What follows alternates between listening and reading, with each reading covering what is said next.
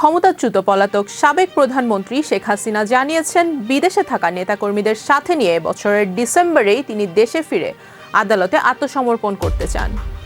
কিন্তু প্রশ্ন হলো, এটা কি সত্যিই দেশে ফেরার রোডম্যাপ নাকি বড় কোনো রাজনৈতিক বার্তা? সম্প্রতি আন্তর্জাতিক সংবাদ সংস্থা রয়টার্সকে দেওয়া এক সাক্ষাৎকারে সাবেক প্রধানমন্ত্রী ও আওয়ামী লীগের সভাপতি শেখ হাসিনা বলেছেন, তিনি আগামী ডিসেম্বরের মধ্যে দেশে ফিরে আইনি প্রক্রিয়ার মুখোমুখি হতে চান। তিনি আরও বলেন, আওয়ামী লীগের যেসব নেতাকর্মী দেশের বাইরে আছেন তারাও যেন দেশে ফিরে আদালতের মুখোমুখি হন। তার বক্তব্য, দলের নেতাকর্মীরা দমন-পীড়নের শিকার হচ্ছেন, আর যদি মৃত্যুও আসে সেটি নিজের মাতৃভূমিতেই চান। এর আগেও ভারতীয় সংবাদ মাধ্যম এনডিটিভিকে দেওয়া সাক্ষাৎকারে তিনি চলতি বছরের মধ্যেই দেশে ফেরার ইচ্ছার কথা জানিয়েছিলেন। ফলে এবার নতুন করে দেওয়া এই বক্তব্য রাজনৈতিক অঙ্গনে আবারও আলোচনার কেন্দ্রবিন্দু হয়ে এসেছে। তবে এখানেই শুরু হচ্ছে সবচেয়ে বড় প্রশ্ন, এই ঘোষণা কি বাস্তবেই দেশে ফেরার প্রস্তুতির ইঙ্গিত, নাকি এটি মূলত একটি রাজনৈতিক বার্তা?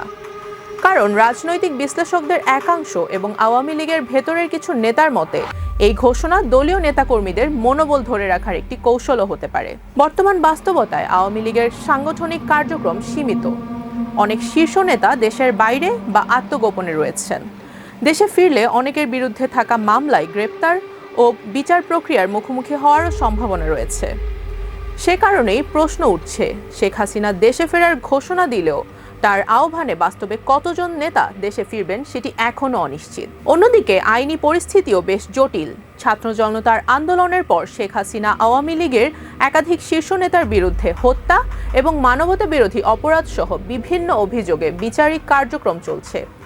বাংলাদেশ সরকার তাকে দেশে ফিরিয়ে আনার জন্য ভারতের কাছে আনুষ্ঠানিকভাবে প্রত্যর্পণের অনুরোধও জানিয়েছেন। তবে এখন পর্যন্ত এ বিষয়ে প্রকাশ্যে কোনো অগ্রগতির তথ্য পাওয়া যায়নি। এদিকে শেখ হাসিনার এই ঘোষণার পর বিভিন্ন রাজনৈতিক দল থেকেও প্রতিক্রিয়া এসেছে।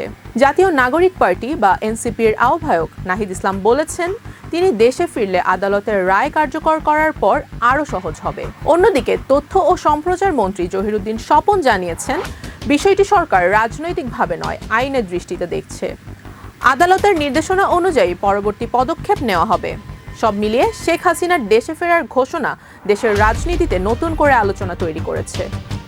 তবে এখন পর্যন্ত দেশে ফেরার নির্দিষ্ট সময়সূচি, নিরাপত্তা ব্যবস্থা, সাংগঠনিক প্রস্তুতি কিংবা দলীয় নেতাদের সম্মিলিত প্রত্যাবর্তনের কোনো স্পষ্ট রূপরেখা প্রকাশ্যে আসেনি। তাই এই মুহূর্তে অনেক বিশ্লেষকদের মতে ঘোষণাটি বাস্তব প্রত্যাবর্তনের চেয়ে রাজনৈতিক বার্তা এবং দলীয় নেতাকর্মীদের সক্রিয় রাখার প্রচেষ্টা হিসেবেই বেশি আলোচিত হচ্ছে। এখন দেখার বিষয় একটাই, আগামী ডিসেম্বর ঘনিয়ে এলে এই ঘোষণা বাস্তবে রূপ নেয় নাকি এটি রাজনৈতিক আলোচনার মধ্যেই সীমাবদ্ধ থাকে। সেই উত্তরই হয়তো আগামী কয়েক মাসে বাংলাদেশের রাজনীতির অন্যতম গুরুত্বপূর্ণ বিষয় হয়ে উঠবে।